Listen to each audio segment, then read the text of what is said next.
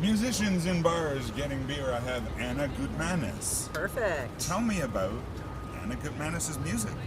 Well, I always think of it as being pop rock with an R&B kind of flavor to it. Sometimes I refer to it as green-eyed, because I have green eyes, so pop. Yeah, and I've been playing it for many, many years. I had a good break when I was a mom and so forth, but I've been back at it for maybe, 7 years now. And what do you play? I play keyboards and I sing, and I often play with Bryn Scott Grimes harmonica. Right. I've also played a lot with Bob Cohen guitar, although not for almost a year now. It's been basically me and Bryn kind of hitting it, and we're also hitting the show this Friday at Buddy's. So Right. yeah. So tell me about that show. Oh, it'll be awesome. It's a fundraiser for Toronto Newsgirls, which I also have a social work background, and I've worked at various agencies, and I used to actually refer clients there. It's a place where, women and trans folks can learn self-defense and get boxing lessons, and it's a really awesome thing. And it was apparently recently written up in the New York Times as well. And so Maggie Casella is doing a benefit for this with a bunch of comedians and musicians, and so it should be a lot of fun. And where's this, Buddy's? Buddy's in Bad Times Theater, yeah, Alexander Street, basically Yonge and Alexander. Right. Cool. Yeah. And the date again? Friday, May 13th.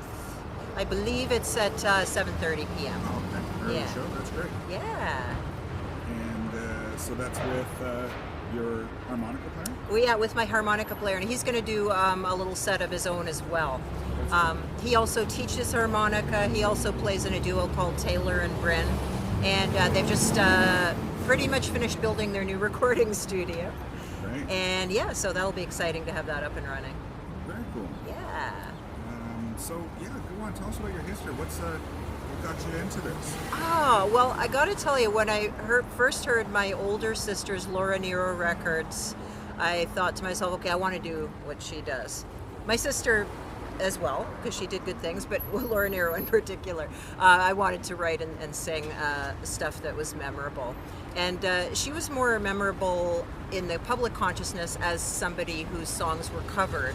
So say by Fifth Dimension, Barbra Streisand, Blood, Sweat and Tears.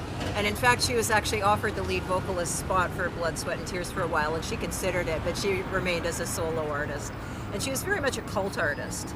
But I mean, to this day and age, people who love her a lot, and she's still my number one influence. Wow. Yeah, and then I started writing when I was capable.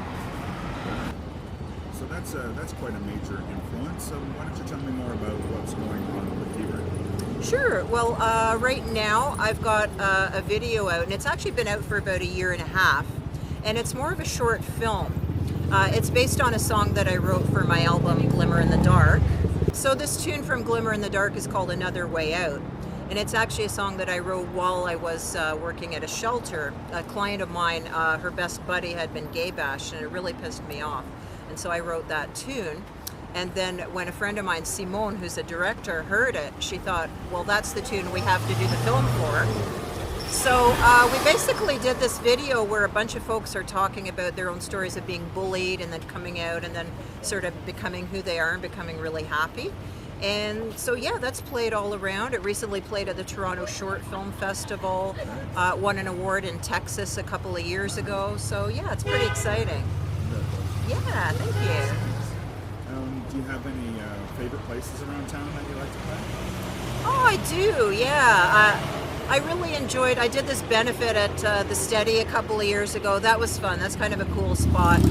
I mean, I've played a fair bit at the Free Times. I've played at various places around town over the years. I played at tons of benefits, at the Rivoli and places like that. And yeah, I mean, every place has its own vibe, Sure. Does any story stand out in your mind? Do you have anything? Let me see. Anecdotal? An anecdotal story. Oh, this is terrible. I don't have one off the top of my mind, and I'm into bad puns like my nephew. Unintended. Yeah, totally. I just remember an early gig that I had when I first moved to Toronto. It was like an open mic, and the mic kept falling down, and I kept doing my catcher skills, catching it before it plunked across the keyboard. That was hilarious. Yeah. All right, Anna, let's talk about recordings. Okay, yeah. Well, I started recording in, believe it or not, 1989. My debut album came out that year. So yeah, it's got some pretty kick-ass musicians on there.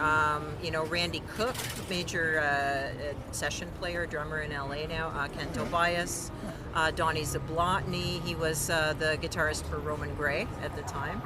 And yeah, and it still stands up really, really well, that album. Like, it still gets a lot of airplay. It's actually just my name, Anna Gutmanis, as they say, eponymous, the debut album. Yeah, and then I didn't put out anything actually for quite a while. Basically, it was after that I met what was then my partner. You know, we raised kids, so forth. And then the next thing I put out was a single called I Am Who I Am in 2008. And I actually went to North Carolina to record that. So yeah, and my producer Karen Kane, I mean, we've been working together ever since, and she won Producer of the Year in Carolinas a couple of years ago. And I think she's got an article out right now, actually, in some major publication, so that is cool. And she was a Canadian citizen for a while. Well, she actually still is a Canadian citizen. And hey, I mean, if Trump gets elected, ooh, she might be coming home. And then that was a little warm up, and then we did a whole album, Glimmer in the Dark, together, and I think I talked about that with the song Another Way Out.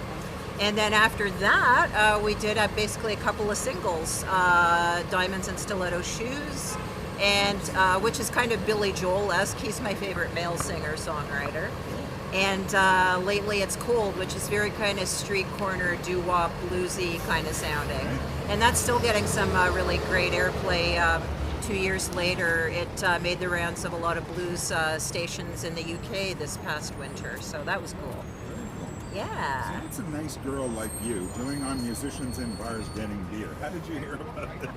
Well, you know, I heard about you, and I saw you on the internet, and I contacted you, and the next thing you know, you got back to me. So how terrific is that? That's easy enough, isn't Yeah, and I'm drinking a latte, not a beer, so. So am I.